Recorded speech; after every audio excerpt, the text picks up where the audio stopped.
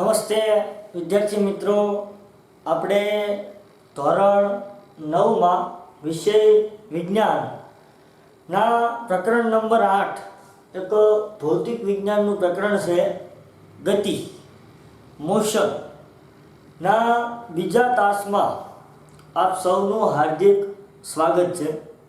વિદ્યાર્થી મિત્રો, આપણે પહેલા તાસમાં ગતિ વિશેના પ્રાથમિક ખ્યાલો સમજ્યા હતા કે ભાઈ ગતિ કોને કહેવાય, આપણા વ્યવહારુ જીવનમાં કઈ રીતે પદાર્થો ગતિમાન અવસ્થામાં છે તે આપણે કઈ રીતે કહી શકીએ, અને વિવિધ ગતિના આપણે ઉદાહરણો પણ જોયા।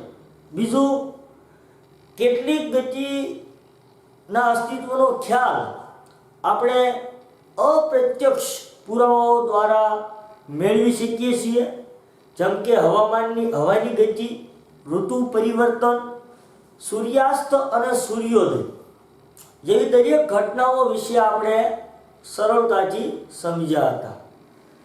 સામાન્ય રીતે આપણે એવું કહી શકીએ કે ભાઈ આપેલા સમયગાળામાં જો કોઈ પદાર્થના સ્થાનમાં ફેરફાર થાય અથવા તો પદાર્થ સ્થાન બદલે, કોઈ ચોક્કસ સમયગાળામાં પદાર્થના સ્થાનમાં બદલાવ આવે તો તે પદાર્થ કે વસ્તુ ગતિમાન છે તેમ આપણે કહી શકીએ। કોઈ પણ પદાર્થ સમયની સાથે જો પોતાનું સ્થાન બદલે છે તો તે ગતિમાન અવસ્થામાં છે તેમ કહી શકીએ। આગળ આપણે વાત કરી હતી કે બ્રહ્માંડમાં રહેલી લગભગ દરેક વસ્તુઓ હંમેશા ગતિમાન અવસ્થામાં હોય છે। ત્યારબાદ આપણે વિદ્યાર્થી મિત્રો ઘણીવાર એવું પણ બનતું હોય છે, કોઈ એક વ્યક્તિ માટે એક પદાર્થ ગતિમાન અવસ્થામાં હોય તો બીજી વ્યક્તિ માટે તે પદાર્થ સ્થિર અવસ્થામાં જોવા મળે છે। એના કારણ વિશે પણ આપણે ભણ્યા હતા કે ભાઈ એમ થવાનું કારણ, તમે કોઈ પદાર્થનું અવલોકન કયા સ્થળેથી કરો છો, તમે ગતિનું અવલોકન કયા સ્થળેથી કરો છો તેના પર તેનો આધાર રહેલો છે। વિદ્યાર્થી મિત્રો, આગળ આપણે વાત કરી હતી કે ભાઈ ઘણીવાર અનિયમિત ગતિ પણ આપણા માટે મુશ્કેલી ઊભી કરે છે, જેમ કે પૂર ઝડપથી આવતા પવનો, ચોમાસામાં વરસાદના લીધે પૂર અને અન્ય તોફાનો કે જેમાં પાણીની ગતિના કારણે આપણે મુશ્કેલીમાં મુકાઈએ છીએ। ગતિના વિવિધ પ્રકારો, જેમ કે સૂર્યપથ પર થતી ગતિ, વર્તુળાકાર ગતિ, દોલિત ગતિ, કંપન ગતિ અને શાક ગતિ, જેમાંથી આપણે આ પ્રકરણમાં સૂર્યપથ પર થતી ગતિ અને વર્તુળાકાર ગતિ વિશે વિસ્તારથી વાત કરવાની છે। તો આપણે ગતિનું વર્ણન કરીએ વિદ્યાર્થી મિત્રો। કોઈ પણ પદાર્થની ગતિનું આપણે જ્યારે વર્ણન કરતા હોઈએ ત્યારે વસ્તુનું સૌપ્રથમ સ્થાન દર્શાવવા માટે આપણે તેનો સંદર્ભ બિંદુ નક્કી કરી તેનું સ્થાન રજૂ કરી શકીએ છીએ। કોઈ પણ વસ્તુ જ્યારે સ્થિર અવસ્થામાં હોય અને તે ગતિની શરૂઆત કરે છે તો તે વસ્તુનું સ્થાન દર્શાવવા માટે આપણે સંદર્ભ બિંદુ નક્કી કરીએ છીએ અને ત્યાંથી તેની ગતિની શરૂઆત અથવા તો આપણે અન્ય ગણતરીઓ કરી શકીએ છીએ। સંદર્ભ બિંદુ વિદ્યાર્થી મિત્રો આપણા માટે એક નવો શબ્દ છે, પણ એકદમ સરળ છે। સંદર્ભ બિંદુ એટલે શું? તો કે કોઈ પણ વસ્તુનું સ્થાન દર્શાવવા માટે જે સ્થાન દર્શાવીએ છીએ તેને તેનું સંદર્ભ બિંદુ નક્કી કર્યું તેમ કહી શકાય। કોઈ પણ વસ્તુનું સ્થાન દર્શાવવા માટે આપણે સંદર્ભ બિંદુ નક્કી કરવું જરૂરી છે, અથવા તો કોઈ પણ વસ્તુનું સ્થાન દર્શાવવા માટે એક સંદર્ભ બિંદુની જરૂર પડે। ઉદાહરણ સ્વરૂપે હું તમને કહું, સાંભળજો કે ભાઈ કોઈ એક ગામમાં શાળા છે અને આ શાળા રેલવે સ્ટેશનથી 2 કિલોમીટર જેટલી દૂર છે. સાંભળજો, શાળા જે છે તે રેલવે સ્ટેશનથી 2 કિલોમીટર જેટલી દૂર છે. શાળા કેટલી દૂર છે? 2 કિલોમીટર. પણ કોની સરખામણીએ? રેલવે સ્ટેશનની સરખામણીએ. આપણે કોની સાપેક્ષે વાત કરી શાળાના અંતરની? રેલવે સ્ટેશનની સાપેક્ષે આપણે શાળાના અંતરની વાત કરી કે ભાઈ શાળા 2 કિલોમીટર દૂર છે. પણ કોનાથી? તો કે રેલવે સ્ટેશનથી શાળા 2 કિલોમીટર જેટલી દૂર છે. તો અહીં રેલવે સ્ટેશન જે છે તે આપણું સંદર્ભ બિંદુ થયું. કારણ કે કોઈ પણ વસ્તુનું સ્થાન જ્યારે આપણે દર્શાવ્યું, કોની સાપેક્ષે દર્શાવ્યું છે? રેલવે સ્ટેશનની સાપેક્ષે કે ભાઈ રેલવે સ્ટેશનથી શાળાનું સ્થાન 2 કિલોમીટર જેટલું દૂર છે. તો અહીં રેલવે સ્ટેશન જે છે તે આપણે સંદર્ભ બિંદુ સ્વરૂપે નક્કી કરી શકીએ. તો સૌપ્રથમ તો વિદ્યાર્થી મિત્રો આ બાબતને યાદ રાખજો કે ભાઈ કોઈ પણ વસ્તુનું સ્થાન દર્શાવવા માટે આપણને એક સંદર્ભ બિંદુની જરૂર પડે છે, જેને ઉગમ બિંદુ પણ કહીએ છીએ આપણે. જેને ઉગમ બિંદુ પણ કહી શકાય. કોઈ પણ વસ્તુનું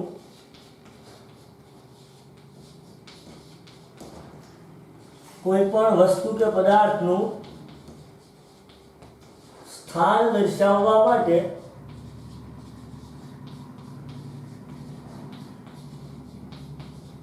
આપણને એક સંદર્ભ બિંદુની, યાદ રાખજો વિદ્યાર્થી મિત્રો, સંદર્ભ બિંદુ ની જરૂર પડે છે, જેને ઉગમ બિંદુ પણ કહે છે.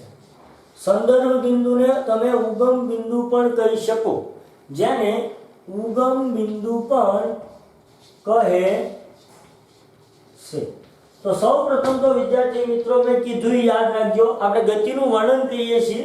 ધીમે ધીમે આપણે આગળ વિવિધ ગતિના પ્રકારો અને તેમાં આવતી વિવિધ ભૌતિક રાશિઓ વિશે વાત કરવાની છે. તો સૌપ્રથમ આપણે ગતિમાં આવતા વિવિધ ઘટકોને ઓળખવા ખૂબ જ જરૂરી છે. પહેલો ઘટક છે કોઈ પણ વસ્તુનું સ્થાન દર્શાવવા માટે. કોઈ પણ વસ્તુ પહેલા ક્યાં હતી તેનું સ્થાન દર્શાવવા માટે આપણે એક સંદર્ભ બિંદુની જરૂર પડે છે, જેને તમે ઉગમ બિંદુ પણ કહી શકો છો વિદ્યાર્થી મિત્રો. હવે આપણે આગળ સૂર્યક પથ પર થતી ગતિનું વર્ણન કરીએ. સૂર્યક પથ પર થતી ગતિનું વર્ણન અથવા તો સૂર્યક પથ પર થતી ગતિ વિશે આપણે જાણીએ. સૂર્યક પથ પર થતી ગતિ. વિદ્યાર્થી મિત્રો, ગતિનો સૌથી સરળ પ્રકાર છે આ સૂર્યક પથ પર ગતિ અથવા તો રેખીય ગતિ. સૂર્યક પથ કે રેખીય ગતિ એટલે શું? તો કે સીધી રેખામાં થતી ગતિ. કોઈ એક સીધા રસ્તા પર વસ્તુની ગતિ થતી હોય તો તેને સૂર્યક પથ પર થતી ગતિ કહેવાય. એક સીધી રેખામાં થતી ગતિ આ રીતે.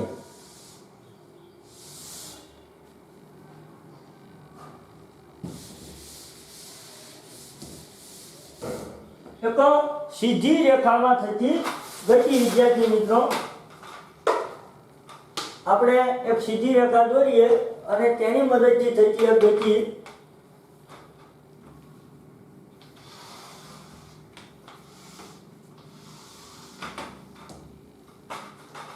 આવી રીતે એક સીધી રેખા પર થતી ગતિ કે જે રેખા કોઈ વાંકી ચૂકી ન હોય, એક સીધી રેખા હોય. આ રીતે સીધી રેખા પર થતી ગતિ ગતિનો સૌથી સરળ પ્રકાર છે આ સરળ રેખીય ગતિ. આપણે એક ઉદાહરણ દ્વારા આ સૂર્યક પથ પર થતી ગતિ વિશે જાણીએ અને તેમાં આવતી મુખ્ય બે ભૌતિક રાશિઓ વિશે આપણે સમજીએ. ધારો કે આ સૂર્યપથ પર વસ્તુ ગતિ કરે છે, કોઈ એક સૂર્યપથ પર વસ્તુ ગતિ કરે છે, વસ્તુ ગતિની શરૂઆત બિંદુ O થી કરે છે. અહીં એક બિંદુ O છે, બિંદુ O, અને ત્યાંથી વસ્તુ ગતિની શરૂઆત કરે છે. વસ્તુ ગતિની શરૂઆત ક્યાંથી કરે છે? O બિંદુથી. તો એ ત્યાંનું શું ગણી શકાય? સંદર્ભ બિંદુ ગણી શકાય, અથવા તો ઉગમ બિંદુ આપણે ગણી શકીએ. વસ્તુનું ઉગમ બિંદુ શું છે? O. વિદ્યાર્થી મિત્રો, એક ઉદાહરણ છે, સરળતાથી સમજજો. જ્યાં વસ્તુનું સ્થાન અને અંતર કેટલું છે? 0 કિલોમીટર. આગળ આપણે આવીએ 5, 10, 15, 20, 25, 30, 35, 40, 45, 50, 55, 60. આપણે 60 સુધી રાખીએ વિદ્યાર્થી મિત્રો. અને આયા કોઈ બિંદુ છે એ.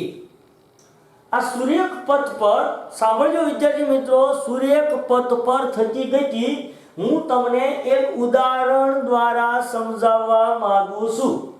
સૂર્યપથ પર ગતિ કઈ રીતે થાય છે, તેમાં સંદર્ભ બિંદુ શું છે, અને કઈ રીતે તેમાં આવતી ભૌતિક રાશિઓની આપણે ગણતરી કરી શકીએ. સરળ છે એકદમ. તો વિદ્યાર્થી મિત્રો, સૌપ્રથમ તો કે કોઈ એક વસ્તુ સૂર્યપથ પર ગતિ કરી રહી છે. વસ્તુ પોતાની ગતિ બિંદુ O થી શરૂ કરે છે, એટલા માટે બિંદુઓને ઉગમ બિંદુ કહી શકાય. આપણે આ વસ્તુનું ઉગમ બિંદુ કયું ગણીશું? બિંદુ O. હવે આમાં A, B અને C એ જુદી જુદી ક્ષણે વસ્તુના સ્થાન દર્શાવે છે. જેમ કે હું તમને કહું, આ 0, આ 5, આ 10, 15, 20, 25, 30, 35, 40, 45, 50, 55 અને 60. આ બધા શામાં છે? કિલોમીટરમાં છે. શામાં છે? કિલોમીટરમાં છે. જેમાં બિંદુ C 25 કિલોમીટરે છે અને બિંદુ B 35 કિલોમીટરે છે વિદ્યાર્થી મિત્રો. તો આ એક સૂર્યપથ છે. આ સૂર્યપથને ફરીવાર હું તમને સમજાવું વિદ્યાર્થી મિત્રો. આ સૂર્યપથ પરથી આપણે રેખીય ગતિ માટેના બે ભૌતિક રાશિઓ, એક છે પથ લંબાઈ અને બીજી છે સ્થાનાંતર, આ બે વિશે આપણે આજે ભણવાનું છે વિદ્યાર્થી મિત્રો. એકદમ સરળ છે. માત્ર હું તમને સમજાવીશ તો તમે સમજી જશો, વાહ સરસ, આને પથ લંબાઈ કહેવાય, આને સ્થાનાંતર કહેવાય.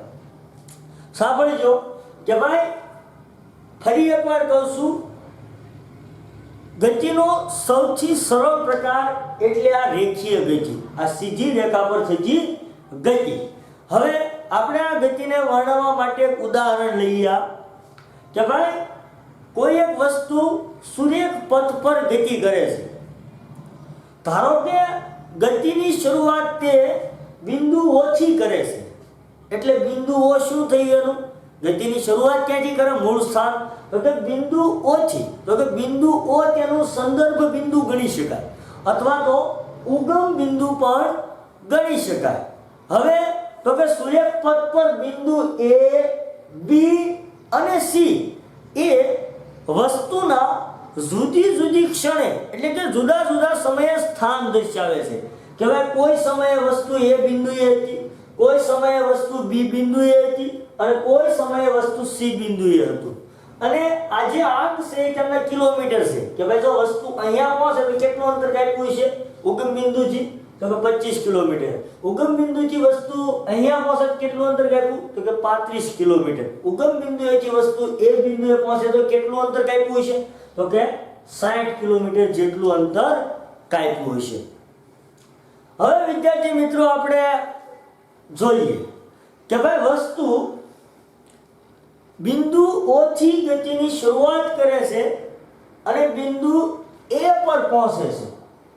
ત્યારબાદ બિંદુ A પરથી તે જ પથ પર પરત ફરે છે અને બિંદુ B પાસેથી પસાર થઈ બિંદુ C સુધી પહોંચે છે. વિદ્યાર્થી મિત્રો, હું લખી આપું છું. આપણે કંઈક અંતર તો કાપવું જોઈશે ને, તો એની મદદથી આપણે પથલંબાઈ અને સ્થાનાંતર મેળવી શકશું. પથલંબાઈ એટલે શું અને સ્થાનાંતર એટલે શું એ પણ હું તમને વ્યાખ્યા સાથે સમજાવીશ વિદ્યાર્થી મિત્રો. હવે ઉદાહરણ તરીકે વસ્તુ બિંદુ O થી પોતાની ગતિની શરૂઆત કરે છે. સાંભળજો વિદ્યાર્થી મિત્રો, કે ભાઈ વસ્તુ બિંદુ O થી પોતાની ગતિની શરૂઆત કરે છે. તે B અને તે C અને B પાસેથી પસાર થઈ બિંદુ A પર પહોંચે છે.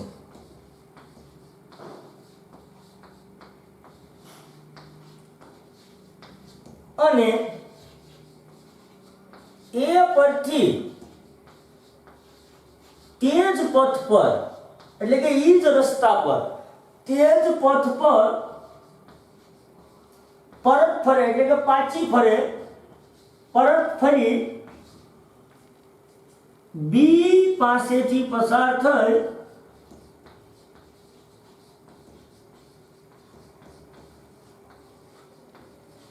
બિંદુ C સુધી પહોંચે છે. વિદ્યાર્થી મિત્રો, એક જસ્ટ ઉદાહરણ છે. આ ઉદાહરણ પરથી હું તમને પથલંબાઈ અને સ્થાનાંતર બે શીખવાડી દઈશ. વિદ્યાર્થી મિત્રો, બિંદુ O થી પોતાની ગતિની શરૂઆત કરે છે. બિંદુ O થી પોતાની ગતિની શરૂઆત કરે છે. તે C અને B પાસેથી પસાર થઈ બિંદુ A પર પહોંચે છે. પહેલો તબક્કો O થી શરૂ કરે, C અને B પાસેથી પસાર થાય, વચ્ચે આવે કે નહીં, C અને B પાસેથી પસાર થઈ બિંદુ A સુધી પહોંચે છે. બિંદુ A પરથી તે જ પથ પર પરત ફરે છે. હવે ઈ જ રસ્તા પર પાછું આવે છે. બિંદુ A પરથી તે જ પથ પર પરત, એટલે કે પાછા ફરે છે અને B પાસેથી પસાર થઈ બિંદુ C સુધી પહોંચે છે. અહીંથી ગતિની શરૂઆત કરી અને છેલ્લે અહીંયા આવીને ઊભા રહે છે. તો પ્રશ્ન એ છે કે તે દરમિયાન વસ્તુએ કાપેલું કુલ અંતર કેટલું, અથવા તો તે દરમિયાન વસ્તુએ આવરેલી પથલંબાઈ જણાવો. તો પથલંબાઈ એટલે શું, પહેલા તો એ આપણને ખ્યાલ હોવો જોઈએ. તો વિદ્યાર્થી મિત્રો, પથલંબાઈ એટલે શું, તો કે એકદમ સરળ છે. પથલંબાઈ એટલે શું, તો કે આપેલ સમયગાળામાં કોઈ પણ પદાર્થે કાપેલા કુલ અંતરને પથલંબાઈ કહેવામાં આવે છે. આપેલ સમયગાળામાં, નોંધ લેજો વિદ્યાર્થી મિત્રો, આપેલા સમયગાળામાં કોઈ પણ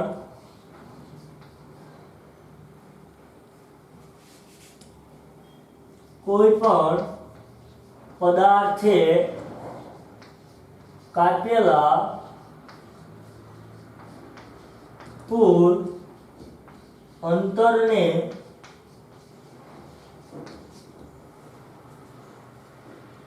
પથલંબાઈ કહે છે.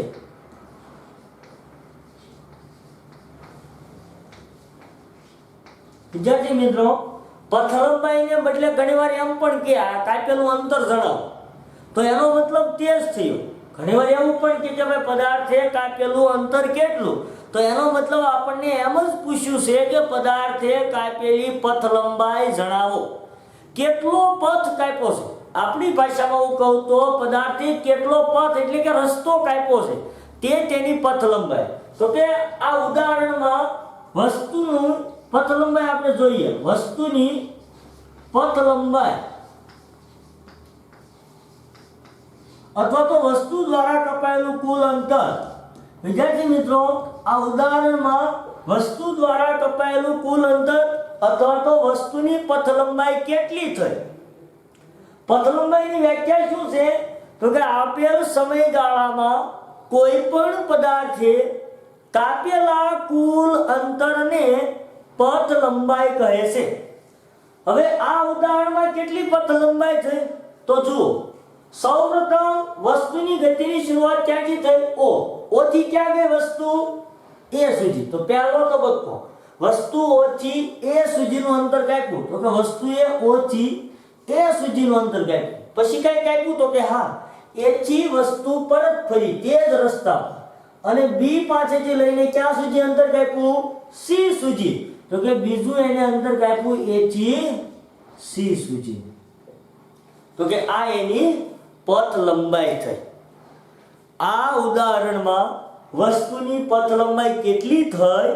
ફરી એકવાર કહું છું વિદ્યાર્થી મિત્રો, વસ્તુએ ગતિની શરૂઆત ક્યાંથી કરી? તો કે ઓ થી. ઓ થી પહેલા ક્યાં જાય છે? એ સુધી. તો કે ઓ થી એ પહેલો તબક્કો અને એ પરથી તે જ રસ્તા પર પરત ફરે છે એટલે કે પાછી ફરે છે અને એ થી ક્યાં જાય છે? સી સુધી. તો કે બીજા તબક્કામાં એ થી સી. કાપેલું કુલ અંતર એટલે પથ લંબાઈ. તો જો ઓ થી એ કેટલું અંતર થયું? ઓ થી એ 0 5 10 15 20 25 30 35 40 45 50 55. ઓ થી એ થયું 60. તો કે ઓ થી એ 60 કિલોમીટર. વત્તા બીજું કેટલું થયું? તો કે એ થી સી. હવે આ અંતર કઈ રીતે મેળવવું તમને એમ થાય. એ થી સી. તો જો એ થી સી બંને બિંદુ વચ્ચેનો તફાવત લઈ લો. બંને બિંદુ વચ્ચેનો તફાવત લઈ લો એટલે વચ્ચેનું અંતર મળી જાય. આ અંતર મેળવવું હોય તો બંને બિંદુ વચ્ચેનો તફાવત લઈ લો. આપણે ગણિતમાં તમે શીખ્યા જ હશો. તો ભાઈ એ થી સી સુધીનું અંતર મેળવવું, તો કે એ કેટલા છે? 60. સી કેટલા છે? 25. બંનેનો તફાવત કેટલો આવે? તો કે 35. તો કે એ થી સી કેટલું આવે? 35. કુલ કેટલું અંતર થયું? 60 ને 35 95 કિલોમીટર. તો કે આ ઉદાહરણમાં વસ્તુની પથ લંબાઈ કેટલી થઈ? કેટલી થઈ પથ લંબાઈ? 95 કિલોમીટર. તો આવી રીતે આપણને મળે વિદ્યાર્થી મિત્રો પથ લંબાઈ. સમજી ગયા? આ છે વસ્તુની પથ લંબાઈ. બીજું વિદ્યાર્થી મિત્રો, પથ લંબાઈ મેળવવા માટે માત્ર મૂલ્યની જ જરૂર પડે છે. એમાં દિશાની જરૂર પડતી નથી. આ એક એવી ભૌતિક રાશિ છે, પથ લંબાઈ એક એવી ભૌતિક રાશિ છે જેને મેળવવા માટે આપણે માત્ર મૂલ્યની જરૂર પડે. કેટલા કિલોમીટર છે એની જરૂર પડે.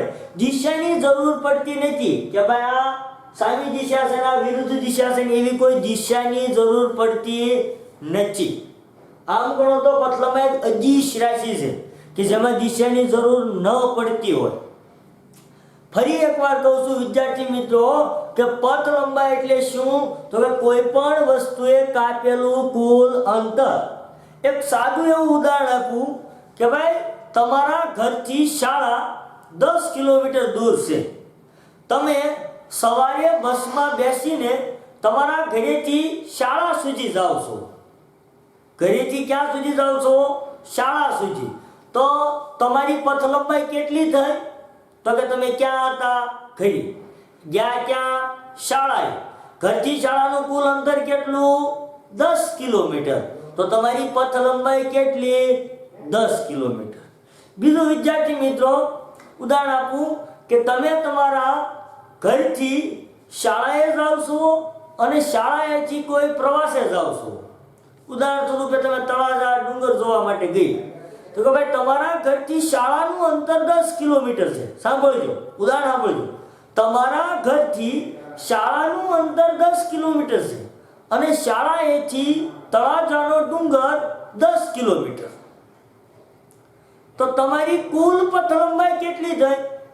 તો કે પહેલા તમે ક્યાં હતા? ઘરેથી શાળાએ કેટલું અંતર કાપ્યું હતું? 10 કિલોમીટર. શાળાએથી તળાજા ડુંગરે ગયા, કેટલું અંતર કાપ્યું? બીજું 10. 10 ને 10 20 કિલોમીટર. તો આ તમારી પથ લંબાઈ થઈ. આનાથી સરળ શબ્દોમાં કોઈ નહીં સમજાવે વિદ્યાર્થી મિત્રો. આ એકદમ સરળ છે કે ભાઈ કોઈ પણ વસ્તુ કે પદાર્થે કાપેલું કુલ અંતર કોઈ પણ સમયગાળામાં, એક ચોક્કસ સમયગાળામાં પદાર્થે કાપેલા કુલ અંતરને તેની પથ લંબાઈ કહેવામાં આવે છે. પથ લંબાઈને તમે ખાલી અંતર પણ કહી શકો, કાપેલું અંતર પણ કહી શકો કે ભાઈ કેટલું અંતર કાપ્યું. ઘણી વાર એમ પૂછે કેટલું અંતર કાપ્યું તમે આજ? તો ભાઈ હું પહેલા ઘરેથી શાળાએ ગયો, શાળાએ ઘરે આવ્યો, એકનું એક અંતર 2 વાર કાપ્યું 10 કિલોમીટર. તો કે 10 ને 10 20 કિલોમીટર જેટલું અંતર કાપ્યું મેં આજ. એમ તો કે આ છે વિદ્યાર્થી મિત્રો પથ લંબાઈ. તમે સરળતાથી પથ લંબાઈ સમજી ગયા છો, જાણો છો વિદ્યાર્થી મિત્રો. બીજું એક ઉદાહરણ આપું વિદ્યાર્થી મિત્રો પથ લંબાઈ વિશે. એક બીજું ઉદાહરણ લઈએ પથ લંબાઈનું. પથ લંબાઈની વ્યાખ્યા યાદ રાખજો વિદ્યાર્થી મિત્રો કે ભાઈ કોઈ પણ પદાર્થે આપેલ સમયગાળામાં કાપેલા કુલ અંતરને પથ લંબાઈ કહેવામાં આવે છે. બીજું એક ઉદાહરણ વિદ્યાર્થી મિત્રો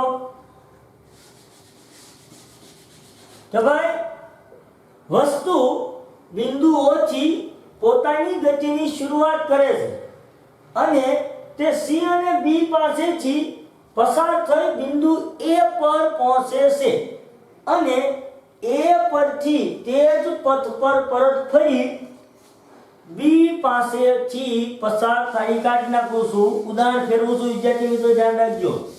શું કરું છું? બી પાસે પહોંચે છે. ઉદાહરણ મેં ફેરવી નાખ્યું. વસ્તુ બિંદુ ઓ પાસેથી સી અને બી પરથી પસાર થઈ એ બિંદુએ અને એથી પરત ફરી બી બિંદુએ પહોંચે તો એની પથ લંબાઈ કેટલી? તો જુઓ, ઓછી પદાર્થની પથ લંબાઈ અથવા તો વસ્તુની પથ લંબાઈ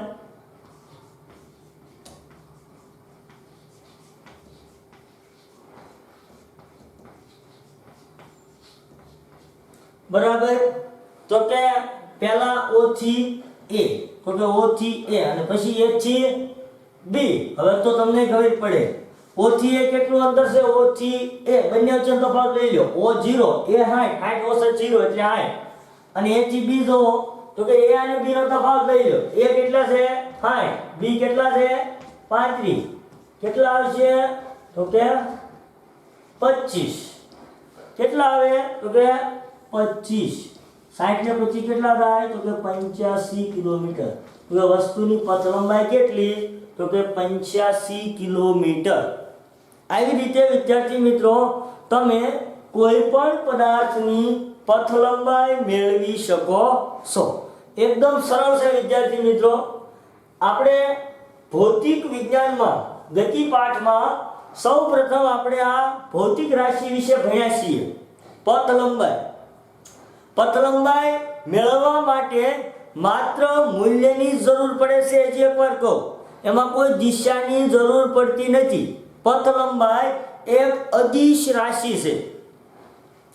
વિદ્યાર્થી મિત્રો આ ઉદાહરણ પરથી તમે પથ લંબાઈ શીખી ગયા હશો. હવે આ જ ઉદાહરણ પરથી આપણે સ્થાનાંતર વિશે વાત કરવાની છે કે ભાઈ એક વસ્તુની પથ લંબાઈ એટલી થાય તો એનું સ્થાનાંતર કેટલું થાય અને પથ લંબાઈ અને સ્થાનાંતર વચ્ચેનો તફાવત કેટલો છે. પણ એની માટે પહેલા આપણે પથ લંબાઈને સમજવી જરૂરી છે. આજે તમે આ પથ લંબાઈને સરળતાથી ભણી શક્યા છો.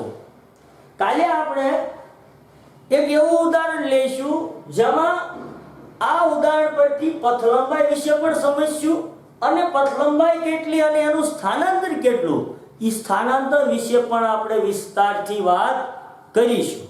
તો વિદ્યાર્થી મિત્રો, આજના તાસમાં તમે સુરેખ પથ પર થતી ગતિમાં કોઈ એક વસ્તુ કોઈ ચોક્કસ સમયગાળામાં કંઈક અંતર કાપે છે અને તેના પરથી તેની પથ લંબાઈ કેટલી છે એ પથ લંબાઈ વિશે આપણે ભણ્યા છીએ અને આશા રાખું છું કે આપ સૌ સારી રીતે આ પથ લંબાઈ વિશેનો અભ્યાસ કર્યો હશે.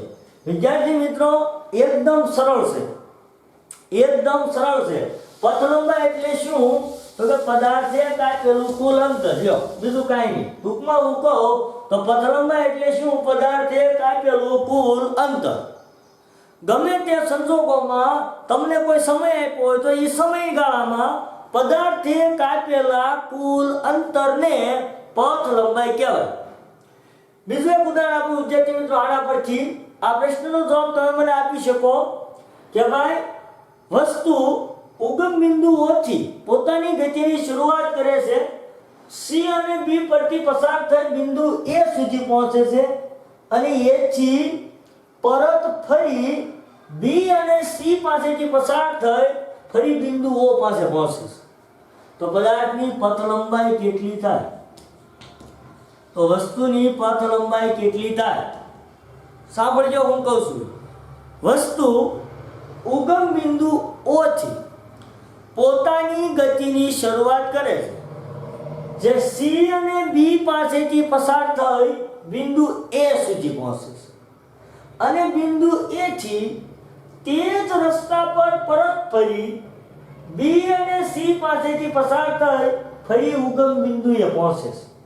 તો તેની પથ લંબાઈ કેટલી? તો જો પથ લંબાઈ એટલે કાપેલું કુલ અંતર. પહેલા ક્યાં જાય છે? ઓ બિંદુએથી ક્યાં જાય છે? એ બિંદુ સુધી. તો કે ઓ એ વત્તા પછી એ થી પરત ફરી ક્યાં આવે છે? પાછું ઓ બિંદુએ. તો કે બીજું એ ઓ. તો કે ઓ થી એ કેટલું અંતર થાય? વત્તા એ થી ઓ કેટલું થાય? 60 ઓછા 0 તો કે 60. તો કુલ કેટલું અંતર કાપે? 120 કિલોમીટર. એટલે કે પથ લંબાઈ કેટલી થાય? 120 કિલોમીટર. તો વિદ્યાર્થી મિત્રો, આ રીતે તમે કોઈ પણ પદાર્થે કાપેલું કુલ અંતર મેળવી શકો છો. આપણા વ્યવહારમાં પણ ઘણા બધા એવા ઉદાહરણ હોય, અથવા તો આપણે ઘણીવાર આપણા મમ્મી પપ્પા સાથે ટુ વ્હીલ લઈને કે ફોર વ્હીલ લઈને જ્યારે ફરવા જતા હોઈએ ત્યારે આપણે જોઈએ છીએ કે ઘણીવાર ગણતરી થતી હોય. દાખલા તરીકે કોઈ એમ કે ભાઈ આપણે ચોમાસાનું વાતાવરણ છે, હાલો ભાઈ શેત્રુંજી ડેમ જોવા જવો છે. તો આપણા ભાઈબંધ દોસ્તાર કે આપણા પપ્પા કે કોઈ જાતા હોય એ વાતચીત કરતા હોય કે ભાઈ ડેમ અહીંથી કેટલું થાય પહેલાં? તો કે ભાઈ 35 થાય. કુલ કેટલું થાય? તો કે 35 જવાનું 35 આવવાનું. કુલ કેટલું અંતર કપાય? તો કે ભાઈ 70 કિલોમીટર જેટલું અંતર કપાય. તો કે હા, એટલું આઘું થાય ભાઈ. આપણે વાતચીત થતી હોય કે નહીં કે ભાઈ અમારે શેત્રુંજી ડેમ જોવા જવો છે. તો કે ભાઈ કેટલું અંતર થાય? તો કે ભાઈ 35 આવવાના 35 આવવાના 70 કિલોમીટર થાય. એવો અંદાજ લગાવતા હોય જેના લીધે પેટ્રોલ કે આ અન્ય કોઈ વાતચીત થતી હોય. તો વિદ્યાર્થી મિત્રો, એ જે ગણતરી થાય છે એ પથ લંબાઈની ગણતરી થાય કે ભાઈ અહીંથી શેત્રુંજી ડેમ 35 કિલોમીટર અને ત્યાંથી પરત આવવાના 35 કિલોમીટર. એટલે કુલ કેટલું અંતર કાપીએ છીએ? તો કે ભાઈ કુલ 70 કિલોમીટર જેટલું અંતર કાપીએ છીએ. કે ભાઈ જે સ્થાનેથી તમે નીકળ્યા છો તે સ્થાને પાછા આવો તો કુલ કેટલું અંતર કપાય. એ જ રીતે વિદ્યાર્થી મિત્રો, આપણે ઘણીવાર પ્રવાસે જતા હોઈએ ત્યારે પણ આવી રીતે કિલોમીટરોની ગણતરી થતી હોય. એ જ રીતે આપણે કોઈ એક સ્થળેથી બીજા સ્થળે જતા હોઈએ કે આપણે ઘણીવાર એવી ગણતરી કરી હોય કે ભાઈ આજ તે કુલ કેટલા કિલોમીટરની મુસાફરી કરી.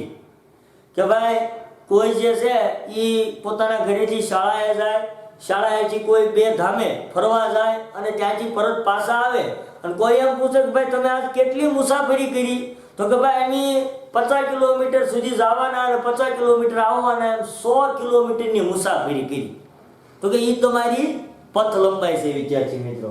તો વિદ્યાર્થી મિત્રો, આ રીતે હું તમને પથ લંબાઈ વિશે સરળતાથી સમજાવી શક્યો છું. પથ લંબાઈ એટલે શું ફરી એકવાર કહું છું, પદાર્થે કાપેલા કુલ અંતરને તેની પથ લંબાઈ કહેવામાં આવે છે. એક સિમ્પલ ઉદાહરણ આપું કે આવી રીતનો કોઈ રસ્તો હોય, આ શાળા હોય, આ કોઈ મંદિર હોય, આ કોઈ ડુંગર હોય અને અહીંયા કોઈ દરિયો હોય. શાળાએથી મંદિર 10 કિમી દૂર હોય, મંદિરથી ડુંગર 5 કિમી દૂર હોય અને ડુંગરથી દરિયો 15 કિમી દૂર હોય. આ પ્રશ્નનો જવાબ તમારે મને આપવાનો છે કોમેન્ટ બોક્સમાં.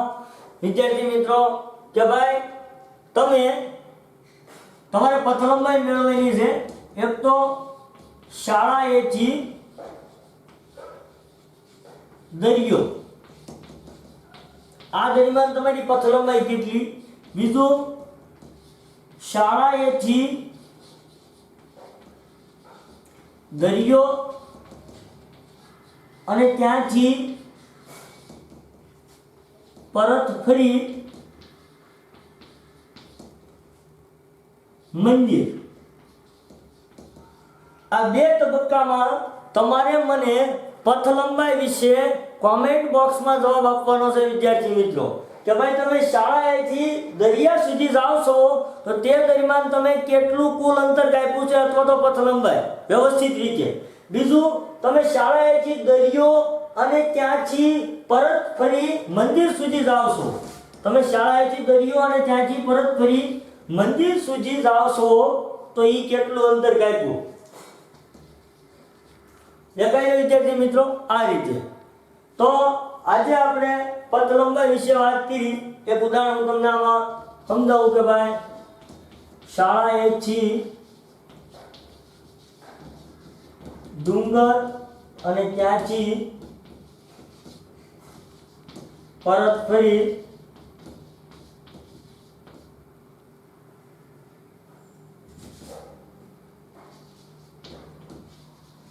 મંદિર.